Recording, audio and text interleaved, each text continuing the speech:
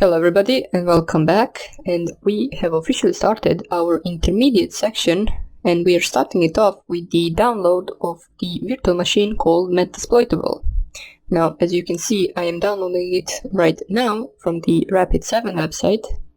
Now, it might ask you, let me just show you. If you go and type here in your Google search bar, if you type here Metasploitable and click on the first link,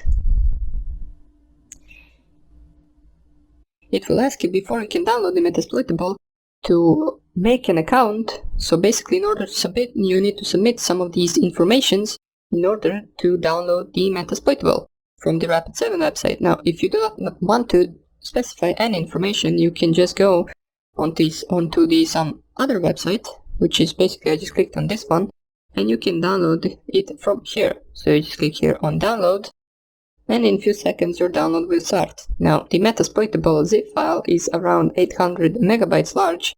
Let me just close this one, since I don't need to download it 2 times. As you can see, I am here already downloading it. So we will wait until that finishes, and then we will build the virtual machine into our Virtualbox. Now, if you are asking what is Metasploitable, well, basically the Metasploitable is an intentionally vulnerable virtual machine which we will use in order to test our further attacks and scans. Now, we use this machine because scanning any website you do not have permission to scan can be illegal and you shouldn't be doing it.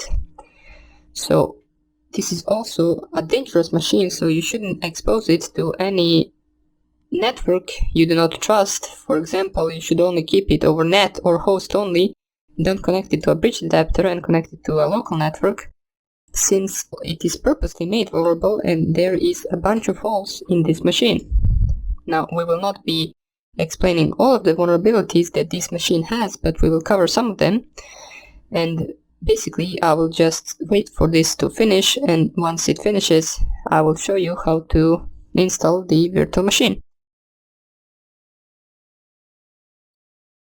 And my download has finished, so what you want to do right now is basically this zip file, just copy and paste it onto your desktop. So once you got it on your desktop, which is right here, what you want to do is basically extract this file. Since it is a zip file, we want to extract it. I will use WinRAR to do that. So this will take a few seconds, and after it is finished, we can proceed with the making of our Metasploitable. You will notice, once it is done, that we will get 5 files, I believe, in this folder, and we are only interested in one, which is basically the .vmdk file, which we will use as a hard disk for this virtual machine. Now, this is finished, and you can see right here, if we open it, there are 5 files, and we will use this one. I will show you right here how to put it into a virtual machine. So basically, just for the sake of the making, just click on the new virtual machine, and here you can type here the any name you want. So I will just call it vulnerable, and here you want to pick as a type of operating system, you want to choose Linux. In the version type, you want to scroll down. Let me just find it, scroll down and pick other Linux. Once you have these options picked, you just click on the next option, and here we have the memory size. Now, the memory size for the Metasploitable should be at least 512 megabytes, and it will work fine on the 512, but I would advise you to, if you have the spare RAM memory, you can just put here 1 gigabyte, as it will work better. But if you do not have, you just leave it on 512 and it will also work fine. Now, keep in mind that you will be running 2 virtual machines. One is Kali Linux and one is Metasploitable once we run our tests, so be aware that you will need also RAM memory in order to run your main machine. So if you do not have enough memory, just leave here 512. Now, once you picked your memory size, just click here on next, and under this option, you want to go to the use an existing virtual hard disk.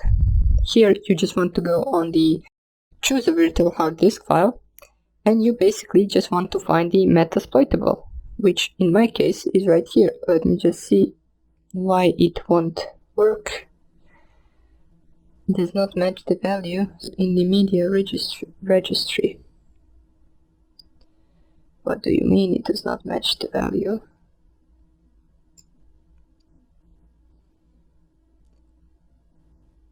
Well, it doesn't even matter. There is some error. For me, it doesn't really matter. I believe that is because I already have Metasploitable installed.